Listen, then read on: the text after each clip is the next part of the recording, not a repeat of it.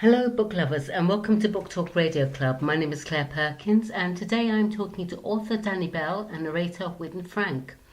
Empty Threat is Danny's debut novel with a very intriguing storyline. Black has the power to make herself fictional, but when she decides to start saving all the people in books and TV shows who die just for the sake of advancing the plot, she quickly learns that she's not the only one with her powers. All Elana wants to do is save people, but these others don't want the stories to change and they'll do everything they can to stop her. If you had the power to change fate, to create a happy ending where there wasn't one before, would you do it if it meant risking your own? Hi Danny, hi Whitton. First of all, welcome and thank you for coming on Book Talk Radio Club. Hi, happy to be here. Good morning. Well, good evening to you guys. So Danny, is there one particular book or author that inspired Empty Threat?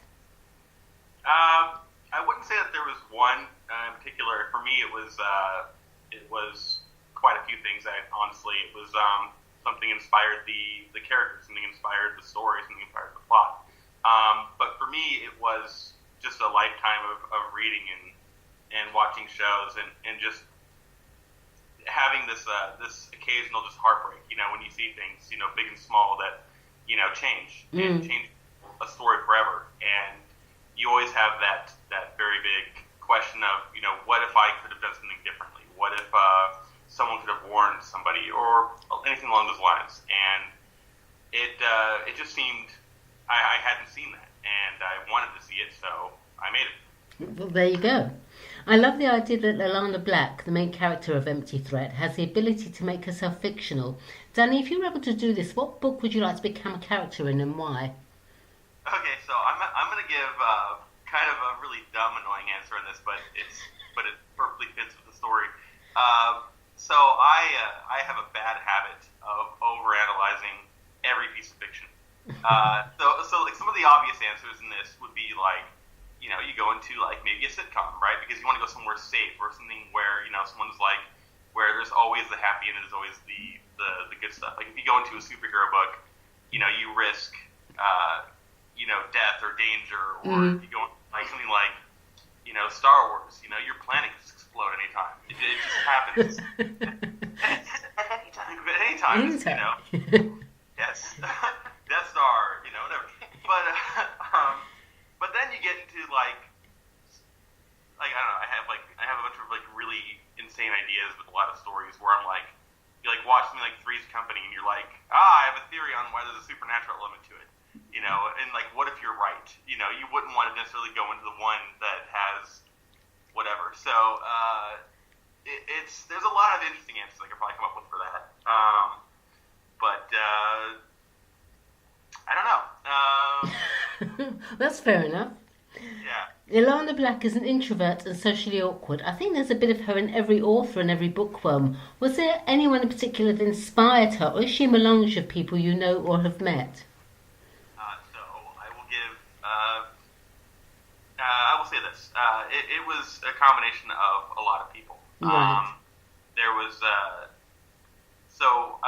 I grew up in LA, and over time, I did see a lot of people that would come here that, you know, would come here for whatever reason. They'd come here for entertainment jobs. They'd come here for a variety of reasons. And when you first get to know a lot of people here, you'll see that people seem very cool and smart and interesting and funny and have all these amazing positive qualities about them. And then you start to get to know them a little bit better, and you realize that most of them are just these big balls of anxiety, and they don't think they're as cool as they are. And Absolutely. and it feels like everyone is going through a bit of a struggle, and a lot of people have social anxiety, some worse than others. And yeah, so I wanted to tell a story where you could have that represented, where you could have you know, someone that was willing to go out of their way to you know, stick up for the people that aren't necessarily in the spotlight all the time, or the people that don't think they're as cool as everybody else, the people that feel that they're overlooked. What type of reading audience is Empty Threat aimed at?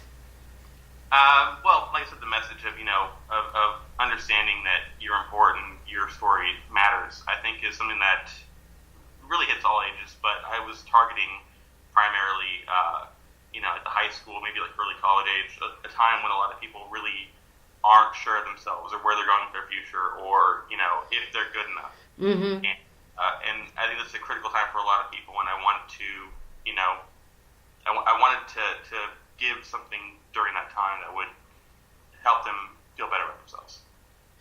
That's a good answer. Congratulations, Danny. I see you are receiving many 5-star reviews over on Amazon, among them being, from the opening pages, you're immediately immersed into Elana Black's world, the perfect composition between the real life we live and the fantasy world of which we dream.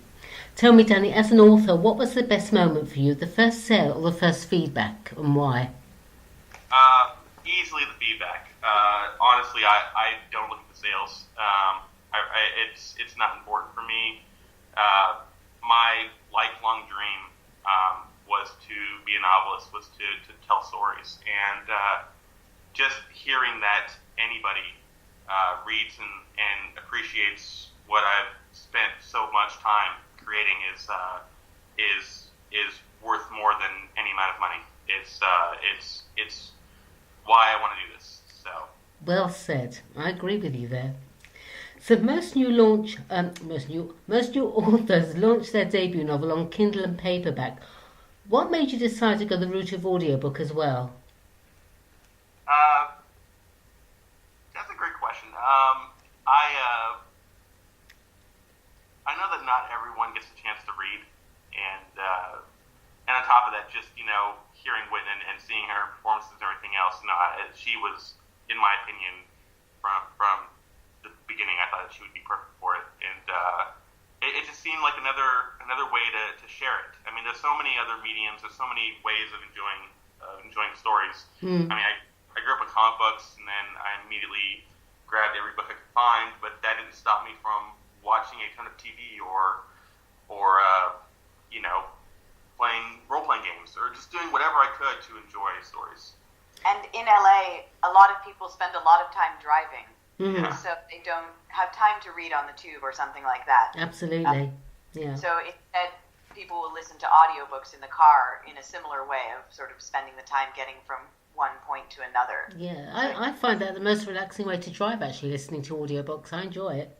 I do that constantly. If I'm in the car now, it's rarely music. For the most part now, it is either podcasts or audiobooks. Same here. Elana Black has long, flaming red curly hair and bears a remarkable resemblance to Whitton, the narrator of Empty Threat. Hi, Whitton. Did you see that too? Well, yes. It's I suppose not entirely by accident. No, I didn't think it was. No. I actually met Danny, now almost 2 years ago. Yep. But at a party that neither of us had intended to go to. Right. And it was for both of us a last minute thing, and I think we spent the entire evening having this amazing conversation about books and theater and the role of art in society. Really fantastic, and didn't really chat too much after that. I mean, somewhat and things, but then I guess a couple of months later, like a year later, I get a call from Danny, and he was like, "Hey, so I'm almost finished with this book now, and the main character she really reminds me of you and is kind of inspired by our conversation, and I was wondering if I could use some of your photos as concept art for the cover." And I was, of course, very flattered. And then at some point, when we got around to it, Danny was like, "Well, why don't we just use you?" So it all sort of was this wonderful sort of perfect storm of things that ended up coming together for no particular reason, I suppose. One of those magical moments that happens in LA where people are in the right place at the right time, and then extraordinary things happen. As a voice actress, I guess you get quite a number of requests for book narration. What made you then agree to narrate Danny's book? Well, A, of course, I was extraordinarily flattered that I had anything to do with inspiring the character. And B, it's such a fun book, and it has so many chances for doing different voices and really getting into people's minds. Also, one of the reasons I love doing audiobooks is that it's not a fully fleshed out industry yet. So you actually get quite a lot of terrible audiobooks. Absolutely. And I think the more good, well-spoken actors that we can have professionally doing audiobooks, the better. Yes. Yeah. I couldn't agree more. I mean, I have to say I love to listen to books on my iPod rather than actually sit down and read. As I said before, I love driving and listening to to audiobooks.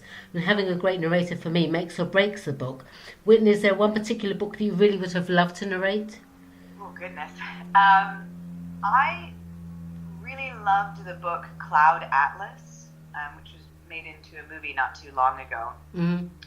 But the book itself is quite extraordinary and really poetically written, with all these different layers of characters, and I think it would have been fun and quite challenging to try and do it justice. Oh, that's interesting. And what was that called? Cloud Atlas. Oh, I'll have to look that one up. I understand you're both quite involved with Comic-Con. Danny, can you explain what Comic-Con is, please? Comic-Con is just hundreds of thousands of nerds cramped into downtown San Diego for 5 or 6 days straight. It is madness. It's amazing, though. It's really cool. I've gone, I think, now for 12 years in a row. Mm-hmm. And in that time, you've just seen how much it's grown, like how huge it's gotten. And it's funny to me when I go, because for me, it feels like Comic-Con is like its own traveling city that just like randomly pops up like once a year. Right. Like it's when you go there, like a lot of things just feel familiar and they feel the same. It feels like it just vanishes and comes back. It's a fascinating place. It's kind of like a nerdy Glastonbury festival. It's quite amazing, and it's become so much more than just comics or superheroes or anything. It's now movies and TV shows go there to talk about to their fans about what's going on. It's really, I think it's become a chance for the people creating these shows that inspire people to talk with their fans and get involved, and for people to show their appreciation for things. Okay, because I'm sure I'm seeing on the internet. You see all the guys from Marvel's Agents of S.H.I.E.L.D. and the Avengers. They're all at Comic Cons, and I'm thinking, what's Comic Con? And I've never actually realised. But thank you for explaining that to me, both of you. I read that you're hoping to have a panel at the Long Beach Comic Con. What's all that about? The one that I'm doing is going to be a panel on just a lot of different storytelling mediums and what's in common and what's not. And it's I'll be the moderator for the panel. Right. The people that we're going to potentially have, unless something changes, is we have a guy named Ivan Van Norman who wrote he's wrote a few books, but the one he's done recently is the ABCs of RPGs. It's teaching storytelling to little kids. Right. We have a script writer by the name of Matt Altman. We have some audiobook people, Pam Schaefer and Alex Nicholson. We have a really, really funny comedian named Lauren Bancroft who does sketch and other types of like writing, and she's like done like writing for like web series and that kind of thing.